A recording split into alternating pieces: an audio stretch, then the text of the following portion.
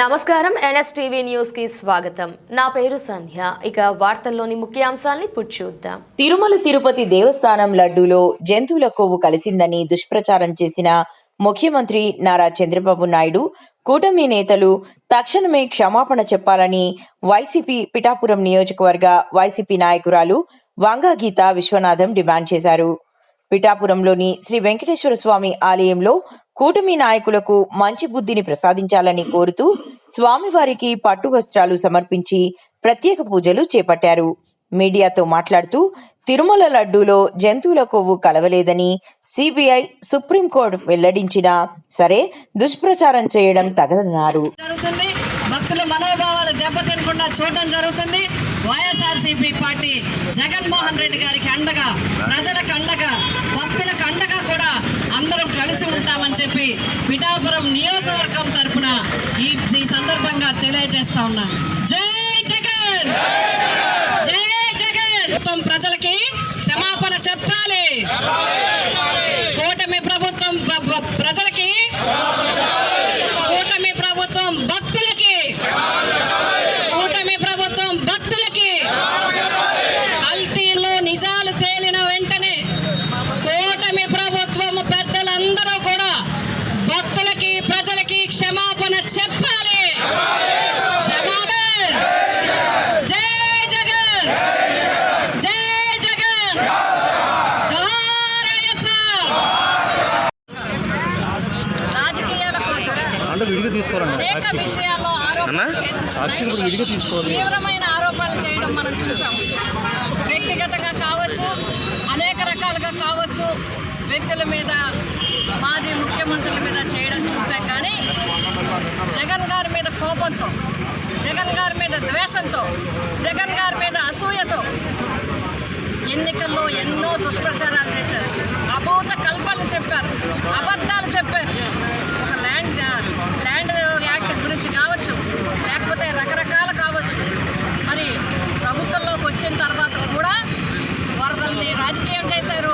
అనేక విషయాలు రాజకీయం చేస్తూ ప్రజలకి సమాధానం చెప్పలేక డైవర్ట్ చేయడం కోసం వెంకటేశ్వర స్వామి ప్రపంచ ప్రఖ్యాతిగాంచిన ప్రతిష్టాత్మకమైన పవిత్రమైన తిరుమల తిరుపతి దేవస్థానం ఈ కూటమి ప్రభుత్వం వాడుకోవడం జరిగింది. ప్రతి ఒక్కరూ కూడా భయం లేకుండా, ప్రజలంటే గౌరవం లేకుండా, ప్రజాస్వామ్యం పట్ల విశ్వాసం లేకుండా, దేవుడంటే భయం కూడా లేకుండా, కేవలం జగన్ గారి మీద అసూయ ద్వేషాలతో మీరు ప్రసాదాన్ని కల్తీ కల్తీ కల్తీ అని కల్తీ ప్రచారం చేశారు. ఈ కల్తీ ప్రచారాన్ని సుప్రీంకోర్టు ఖండించడం జరిగింది. దేవుడి విషయంలో, మత విషయంలో, ప్రతిష్టాత్మకమైన హిందూ దేవాలయాల విషయంలో ఎక్కడ కూడా మాట్లాడవద్దని చెప్పినప్పటికీ కూడా, ఎన్నో రిపోర్ట్లు చెప్పినప్పటికీ కూడా, ల్యాబ్ రిపోర్ట్లు చెప్పినప్పటికీ కూడా ఈ దుష్ప్రచారం ఆపలేదు, నిలుపుదల చేయలేదు. భయం కూడా లేకుండా, అయ్యో ఇంత పవిత్రమైనది, ఇంత సెన్సిటివ్ ఇష్యూని మనం ఎలా చేస్తామని చెప్పి అనుకోకుండా కేవలం జగన్ గారిని బ్యాడ్ చేయాలనే ఉద్దేశంతో ఇంత దుష్ప్రచారం చేశారు. ఆఖరికి సిబిఐ రిపోర్ట్ కూడా వందలాది పేజీలతో ఈ అంశాలన్నీ చెప్పి ఈ యొక్క కల్తీ జరగలేదని చెప్పి మీరేవైతే ఆరోపణలు చేశారు, లక్షలాది లడ్డూలు ఎక్కడికో పంపించారు, దాంట్లో ఏదో రకాలు కలిపారు. మేము మాట్లాడడానికి కూడా, చెప్పడానికి కూడా నాకు ఇష్టం లేక నేను ఆ పదాలు వాడడం లేదు.